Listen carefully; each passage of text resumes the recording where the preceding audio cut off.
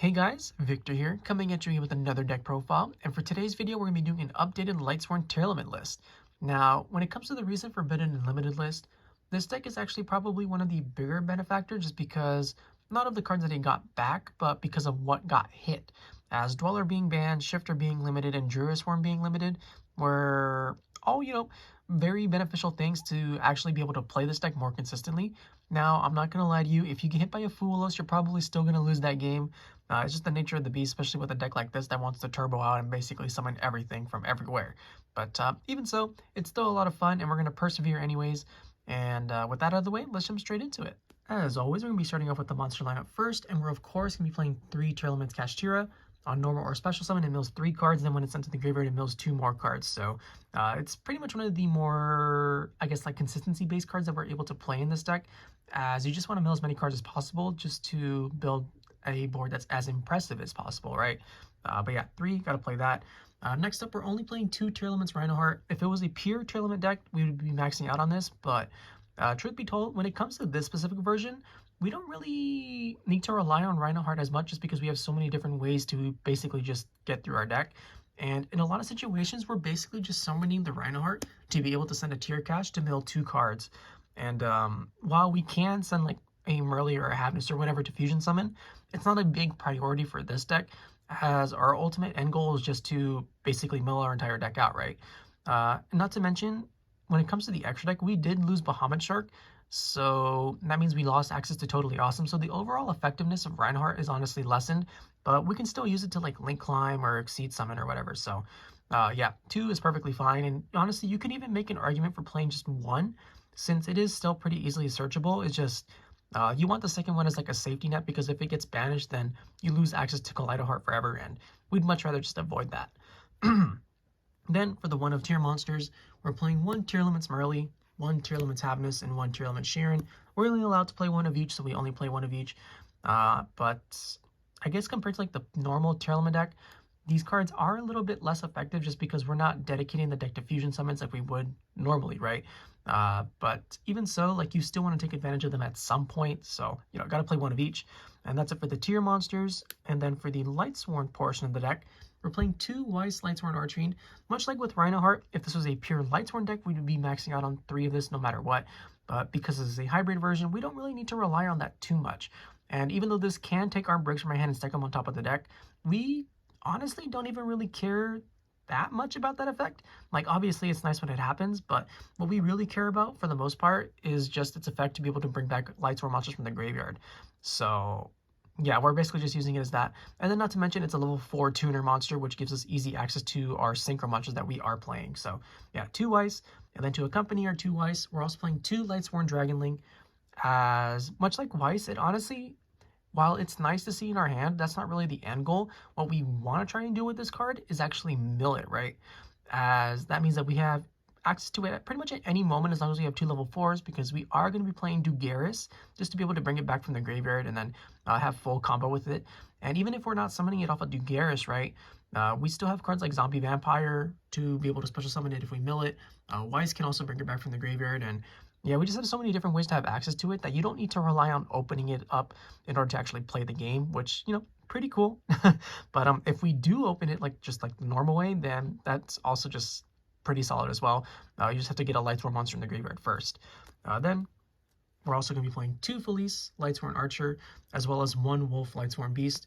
You don't need more than 1 Wolf, just because while we do play Exceed monsters, they're not the main focus of the deck, right? And that's because we pretty much have to split the extra deck evenly between the Links, Synchros, Exceeds, and the Fusions. But even so, just providing us with a free body whenever we want is really appreciated. But Felice is without a doubt the more important of the 2, since it is a tuner, which allows us to access cards like our Visas and Ratara and our Minerva a lot more easily, just to be able to play the game a lot more effectively. But as far as ratios go, I think this is perfectly fine as is. And that's for the Lightsworn portion of the deck. Pretty small compared to a normal Lightsworn list, but I'm still pretty happy with it, if I'm being honest, especially because we're always playing it at 40 cards, right? It's pretty difficult to fit everything without going over 40. But yeah, I'm still happy with it. Then for the other cards that we're playing, we're still forced to play 3 Ash Blossom and Joyous Spring so that we don't auto lose to Molcharmy Foolos. Unfortunate, but it is what it is. And hopefully you have it, otherwise you're just not going to be able to play the game. It really is that simple. Then we're still playing the Horus engine as well, so that means we're playing 3 Inciting Glory of Horus and the 1 Happy Guidance of Horus. Big level 8 monsters that can come back every single turn, but they're basically just here to make zombie vampire and then allow us to mill 4 cards and get a free special summon potentially. So yeah, but there are other rank 8s that we're playing to take advantage of this, but for the most part this is basically just zombie vampire turbo for these two. Then for the 1-of monsters that we're playing, we're still playing 1 Beast King of the Swamps, which is fine. It's literally just there so we have access to Rukalos every now and then, but the deck really just doesn't need this, if I'm being honest. I just very much prefer playing it. Then we're playing 1 Mudora because you need to have at least 1 kind of shuffler. And then lastly, we're playing 1 Keshtira Fenrir just to be able to have a free body on field that can also just like, search out Tearlaments Keshtira and just threaten our opponent whether we're going first or second. So with that, that's the monster lineup, and now we can finally move on to the spell and trap portion of the video. Now that we're on the spell and trap portion of the video, we'll be playing 3 Primeval Planet Pearl Rhino, as it basically gives us access to our Tearlament engine right from the get-go, right? You activate it, you add any tier monster from your deck to your hand. Really straightforward stuff, and then it also boosts all your tiers and your fusions by 500 attack, as well as pop any card on the field when a tier monster gets shuffled back into the deck. Now, while this card is obviously insanely good, there is an argument for just playing 1 of these because it is a lot more easily accessible via cards like Visa Starfrost. But I'm honestly not too sure how I feel about that, because obviously this card is a hard once per turn, so if you draw multiples, you're just breaking on them. But there are a lot of situations where you do rely on just opening this card in your hand to be able to play the game. And just by hard drawing it, that also allows you to be a little bit more flexible with your visas, because that means you can also search, like in addition to this, you can search out like a Tearlaments Scream, a Tearlaments Celiac, a Tearlaments Grief, and just pretty much adjust your game plan on the go. So yeah, for me, I just always want to include 3 of this, but I also understand if you'd only want to play 1. And then because we're done with this, we're not playing any more 3-ofs, so I guess I should probably address the elephant in the room, being that I'm not going to be playing Charge of the Light Brigade in this specific version, just because I've played so many different games of this deck, and honestly, every time I have Charge of the Light Brigade, in addition to just milling all my tier cards and not being able to trigger them, it almost always just feels unneeded for the most part, which I know is pretty weird to say because obviously the card is phenomenal. Just mill 3, add any Lightsworn monster, but it's not like this deck is honestly struggling to mill to begin with. So sure, being able to access any Lightsworn monster that we want at any given moment is great, but I don't know, I just feel like the downsides are a little bit too much currently, just because, like I said, I'm constantly milling my tier cards, and those are just cards that you never want to hit with your Charge of the Light Brigade because you can't use their effects. But if I was playing Charge in this version, it would definitely be at 3, along with our Primeval Planet Pearl Rhino, but for now, we're not playing it. It'll probably make its way back into the future just because, it's a good card. Obviously, it's a good card, but for now, we're not using that. Then for the 2-ofs, we're playing 2 Tearlaments Scream just to be able to mill more cards during our turn and our opponent's turn, and then also be able to search out our Tearlament Trap cards when it's sent to the graveyard by card effect. You could play 3 of this, but because it's not a purely dedicated Tearlament deck, you are going to run into certain situations where you just don't have a tier monster, so this card is basically just clogging your hand, right? So we just pretty much want to lessen that, and playing 2 is perfectly fine. And then like I said earlier, much like with Primeval Planet Pearl Rhino, it is searchable off of Visas Amritara, so it's not like we're struggling to get access to it or anything. Then for the final 2-of card, we're playing 2 King Sarcophagus just to be able to take advantage of our Horus engine, as without this card you literally just can't play the Horus cards, right? Then for the 1-ofs, we're playing the 1 Triple Tactics Talent and the 1 Called by the Grave to deal with hand traps more effectively. We're playing the 1 Pressure Planet Raid Saw to be able to search out either our Fenrir or our Tearlaments Kashtira, depending on what our hand looks like. Then we're also playing the 1 Foolish Burial to be able to access whatever monster we want at that moment. And then lastly, the 1 Tearlaments Grief to be able to special summon out our tier monsters from our deck or our graveyard. Then that's it for the spell lineup, and then for the traps, we're only doing 2 Tearlaments Celiac and the 1 Tearlaments Meta Noise. So this one obviously adds tier monsters from deck to hand, and then this one is pretty much just going to be in all my tier lists, mainly because we don't have access to Totally Awesome anymore, and not being able to add back a water monster, honestly, it definitely hurts. But with Meta Noise, it should theoretically be fine. Obviously, you're going to be in those situations sometimes where you mill the Meta Noise and have nothing to add, but that's just the nature of a beast like this, or that's just the nature of the beast for a deck like this. So with that out of the way, we can finally jump into the extra deck. Now that we're on the extra deck portion of the video, we'll be starting off with the Link monsters first. So as a result, we're playing the one IP Masquerena. It's basically going to be our end board piece every single time. And what we're making off of it is either going to be the SP Little Knight for our free banish, or you're going to be summoning Sprite Sprint to be able to send Merlin and then fusion summon during the opponent's turn. Or we can also just like make it during our turn, right? If the situation calls for it. And then because this deck does take a long time due to us basically milling our entire deck, you do need something like Sprite Sprint, especially in this version, just to be able to hit a card like Volcanic Scattershot, for example, a lot more easily, as it happens to be a level 2 monster. And even though I don't want to go into time, obviously, it will happen in a lot of situations just because this deck does take forever.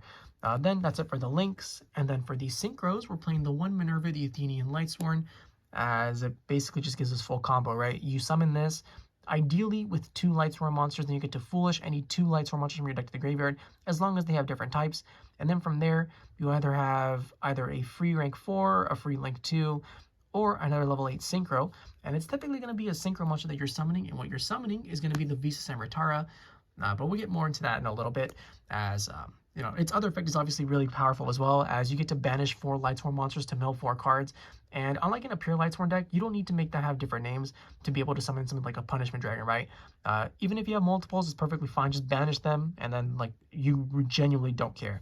But yeah, the one Minerva, and then we're making the one Visas Amritara, as on special summon or synchro summon, it's able to search out any of your spells and traps that mentions Visa Starfrost, which just so happens to be every single one of your Tearlaments spells and traps. So you can add Planet, Scream, Grief, Meta Noise, Soyak, and even something like Crime if you cite it or whatever, or Heartbeat. So yeah, this card pretty solid. As for its other effect, to pop a card to boost all your synchros by 800 attack, it sometimes comes up when you're trying to get over like a big boss monster, but for the most part, you don't really care about that effect. And if you are using it, it's typically going to be to like pop one of your tier guys to fusion summon, or you're just clearing up space. But yeah, still a phenomenal card, being able to search out whatever we may need for the situation. And then lastly, we're playing one Sideframe Lord Omega. So normally I wouldn't be playing more than these 2 synchro monsters, being the Visas and the Minerva, but you know, I like trying out different things, and Omega is obviously still like another phenomenal card. But of all the cards in the extra deck, it's by far like the most cuttable, if I'm being honest. But still, being able to rip your opponent's hand apart, shuffle back key resources during the standby phase, like your shufflers or whatever. This card just does so much of the deck, even if it's not like integral to it. That's it for the synchros though. And then for the Exceed monsters, we're playing the one number 62 Garrus the Timeless, as while its draw effect is phenomenal, right? You get to draw 2 and discard 1, so that means you get to draw 2 cards and then potentially discard something that triggers like your Tearlaments, Soulyak, or your Meta Noise or whatever. Where this card really shines in this deck is because we're milling so much. The moment we have 2 level 4 monsters, if at any point we get something like a Dragonling in the graveyard, we can detach 2, bring back the Dragonling, and then we have full Lightsworn combo just off of that. So having this as like a backup plan in case we end up like milling duds, for example, is greatly appreciated. And then its other effects, like I already mentioned, the draw 2, discard 1, which is great. But there are some times where you just want to boost your monster's attack to try and go for game a little bit more easily, but that one basically never comes up. It's basically just the Reborn and the draw effect. Then we're also going to be playing one Time Thief Redoer. So taking cards from your opponent, especially when there's spells or traps, is great because you get additional effect depending on what's under this card.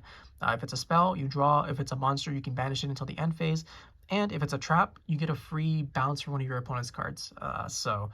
Yeah, this card is just like a general nuisance. And then the best part about this is that it allows us to fusion summon as it attaches for an effect, right? So if you have like a Rhino Heart or a Sharon under it, you detach one of those for the effect, and then you get to trigger their effects after.